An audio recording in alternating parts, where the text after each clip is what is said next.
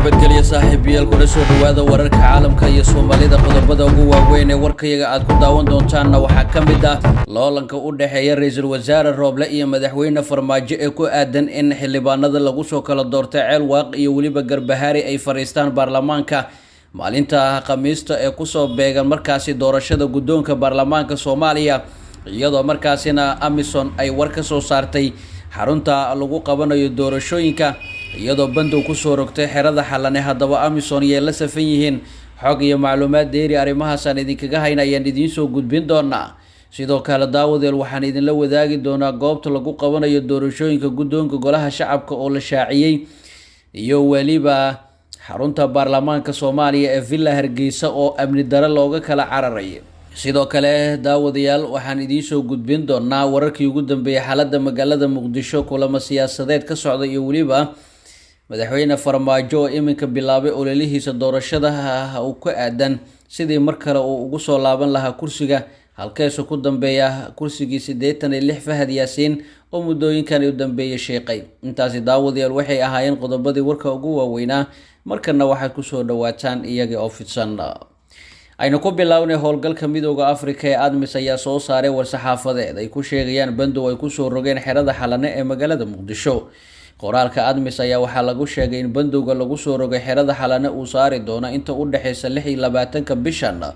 ilaa 28 bishan Abriil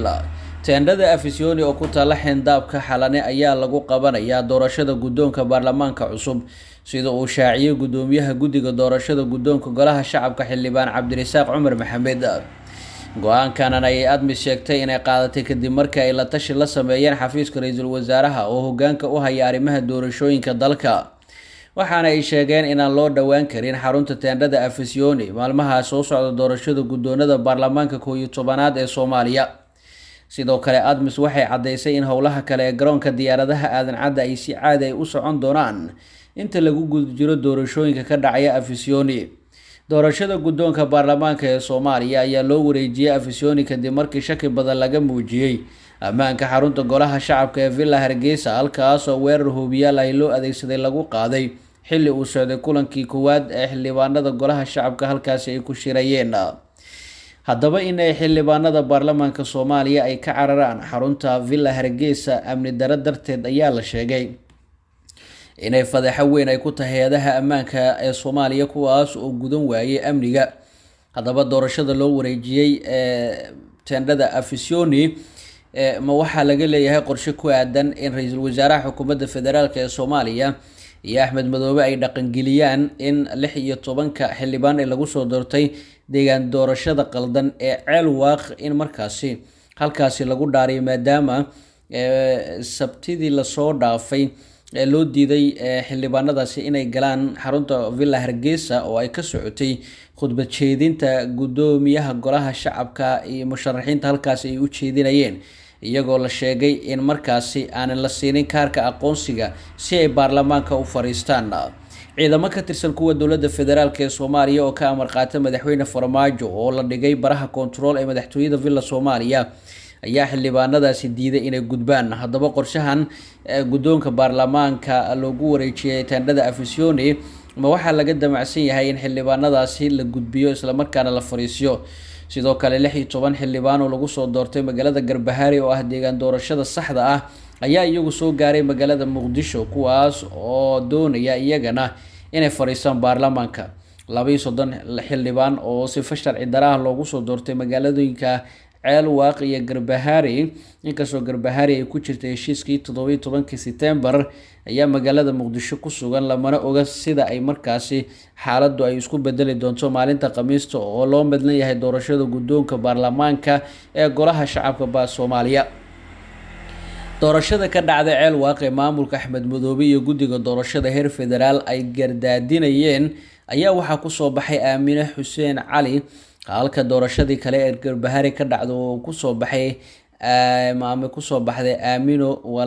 Aamino walaalkeed Nuur Xuseen Cali kursigan oo qoonda haween u hay jufada Gasaare Gude ee beesha Raxweyn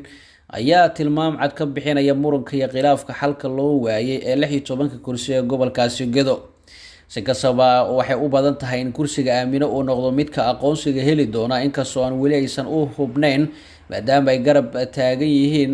Jubbaland guddiga doorashada fiid iyo ra-iisul wasaare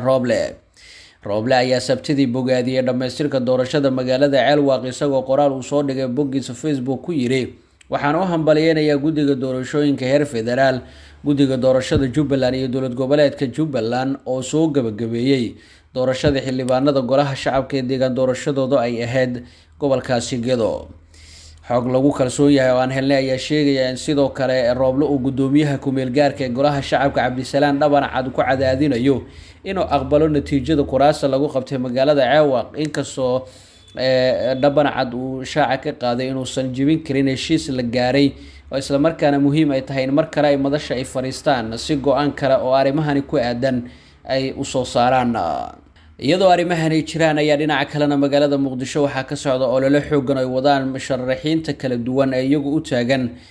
xilka madaxweynaha Soomaaliya kuwaas oo iyagu kala xodxodanaya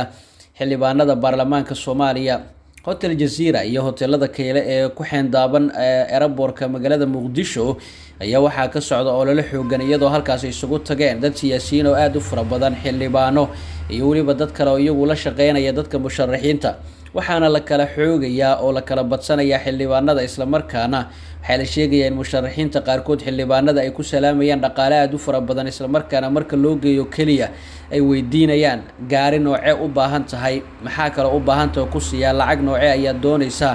lambarkaaga ii qor iyo waliba erayo kale oo aad markaasi u soo jiidasho leh kuwaas ay ku doonayaan in codka ay kaga helaan marka la fariisto doorashada madaxweynaha Soomaaliya. xaaladda magaalada Muqdisho waxaa ku soo kordhay iyadoo amni daro waxaa la sheegayaa in xubno ka tirsan al-shabaab ay gudaha u soo galeen kuwaas oo markaas xiran jaakadaha qarxa isla markaana doonaya inay isku qarxiyaan goobo cayiman oo la sheegay in loo soo bartilmaameeyay isla markaana doonayaan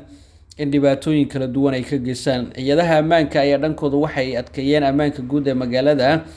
iyagoo ciidamo aad u fara badan dhigay isgoosyada ku yaala magaalada Muqdisho isla markaana ku amray ciidamada inay feejignaadaan oo ay markaasi si weyn baaritaan ay u sameeyaan si looga hortago dhagarta kooxda al-shabaab. haddaba iyadoo arrimahaasi jiraan ayaa haddana dhinaca kale madaxweynaha Jamhuuriyadda Federaalka Soomaaliya Mudane Maxamed Cabdilaahi Farmaajo waxa uu bilaabay olole xooggan oo ku aadan doorashadiisa iyadoo la sheegay in habeenadii ugu dambeeyay ay la kulmayeen xildhibaano ka tirsan baarlamaanka gaar ahaan kuwooda taageersan Villa Soomaaliya oo 100 kor u dhaafaya. madaxweynaha Soomaaliya Maxamed Cabdilaahi Farmaajo ayaa laga cabsi qaba ama uu yahay ninka ugu tunka weyn markaasi laga cabsi qaba in markale uu ku soo laabto doorashada dalka isla markaana uu markale hogaamiyo dalka Soomaaliya iyo shacabka Soomaaliyeed oo si weyn hamuun ugu qaba madaxweynaha inuu markale u soo laabto. guud ahaan daawadeel warkaad kala socoteen channelka waa nageynta